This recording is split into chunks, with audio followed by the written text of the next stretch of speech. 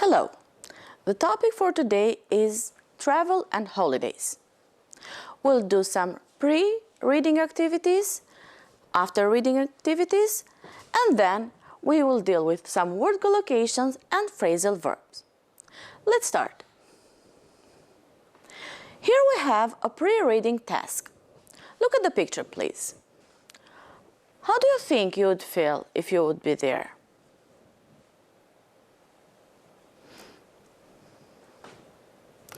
Here we have some words to predict the context of the text. That is one of the best techniques if you want to paraphrase or to keep in your mind what you're going to read about.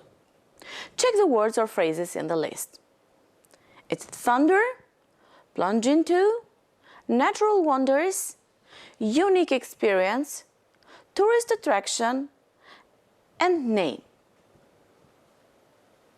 Can we use 5 of them to complete the gaps in the sentences here? Let's try together. Victoria Falls is in Africa, is one of the 7 natural wonders of the modern world. Livingstone named the waterfall after his wife. Every minute, 200 million liters of water plunge into a gorge. You can hear the water make a noise like thunder even when you are kilometers away. A visit to the waterfalls is a unique experience. As you might have guessed, the reading part is about the Victoria Falls in Africa. Which of these sentences do you think is true about Victoria Falls? Let's read and check together. Okay, let's look at the reading text. As you might see, there are some missing sentences in the text. The best way to find which sentences are missing is to find a chronological order in which the events take place and follow the logic of the text. Let's see first what are the sentences that are missing in the text. Okay, have a look at the sentences. Request is: read the text and fill in the gaps with the correct sentence. Mind that one sentence is extra. Have a look at the sentences.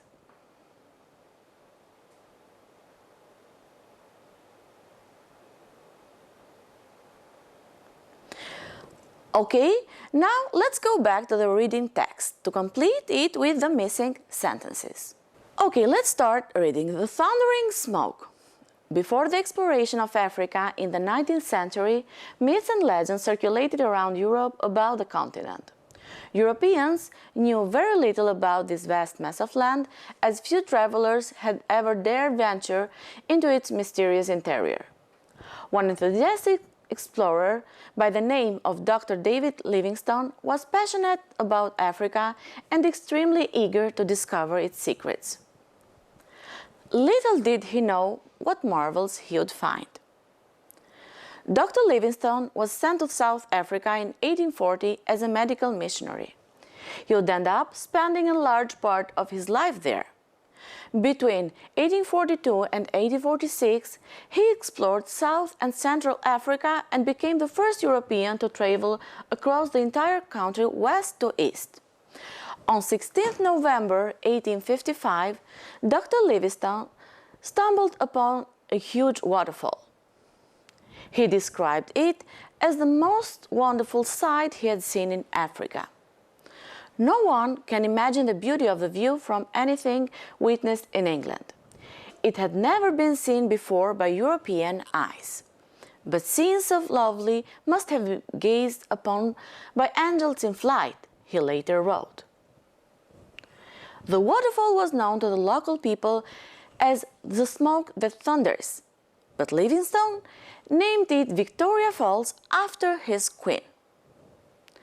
Victoria Falls is located in the national park of the same name in southern Africa on the border between Zambia and Zimbabwe. While it is neither the highest nor the widest waterfall in the world, it is the largest. The waterfall itself is 1,708 meters wide and 1,008 meters in height. This makes it the biggest single sheet of falling water on the planet. Every minute, 500 million liters of water plunge 100 meters into a narrow gorge. The spray from the falls rises to a height of 400 meters and can be seen up to 50 kilometers away. The waterfall is undoubtedly one of the most magnificent natural spectacles in the world. Consequently, it has become a very popular tourist attraction. Victoria Falls is considered one of the 7 natural wonders of the world. A visit to this place is a truly unique experience.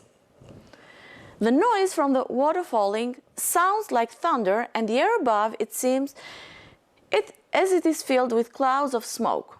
Spectacular rainbows form in the skies above it in all seasons, and the natural beauty of the surrounding area adds even more to its magnificence.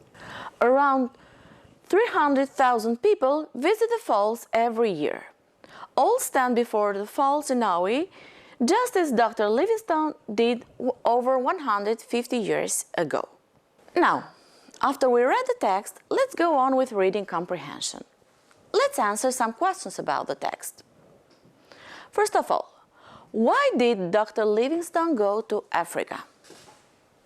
He went to Africa because he was passionate about it and eager to discover its secrets. The second one, why did he call the waterfall Victoria Falls? He named the falls after his queen. And the last question, why did the locals call it the smoke that thunders? They call it so because of the noise that the water makes and the clouds that seem to appear above the waterfalls in all seasons. Now let's do some vocabulary practice. All the words that you see here were in the text. How can we replace the underlined expressions and words in the sentences with the ones that appeared in the text? Let's start. Dr. Livingstone was passionate about Africa. Passionate means it had strong feelings. In Europe, strange stories circulated about the continent. Here, circulated was spread. In 1700s, much of the interior of Africa was unfamiliar to the Europeans. Interior means the center of the country. His visit to the waterfall encouraged him to write a novel. Here, encouraged is inspired synonymous. It was unlike anything they had ever witnessed. Here, witness is seen synonym. The men told fantastic stories about what they had seen in the jungle. Fantastic here, we have the meaning unbelievable. And the last one, they can't wait to experience the marvels of Africa. The marvels here is the word wonders. Phrasal verbs. As we have mentioned before, phrasal verbs are verbs that are made up of 2 or more words. First is the verb, and then is 1 or more particles. Today, we'll do some exercises on the phrasal verb that has come as a verb and some of the particles and their meanings. Come up with something. It means that you think of an idea or come with a solution to a problem. Come up, it means that something happens or comes unexpectedly. Come out is something that is published or is released for sale. Come on to by somebody is to try to seduce someone or flirt with him or her. To come across means that you have the impression of being this way. Another meaning of come across something is that you find something totally by chance. Come down with something has the meaning of becoming ill, and come in is being introduced as a law or as legislation. Let's do some practice now. Complete the sentences with the correct particles. While I was on holiday, I came an old school friend, which is the phrasal verb that has the meaning meet by chance. It came across. Let's go on. He didn't enjoy his weekend break because he become ill, means came down with measles. Think of which is the phrasal verb, if you remember, that has the meaning to think of. She came up with the idea for the story while she was visiting Victoria Falls. And to inherit, they came into a huge fortune, which included 2 hotels when their uncle passed away. As a homework assignment, by reading the text once again, you'll try to write a synonym, an opposite, a definition, or a sentence for the following words to show that you understand their meaning in the text. You might use your own words, and if you want, later you might consult the dictionary. Thank you very much for your attention.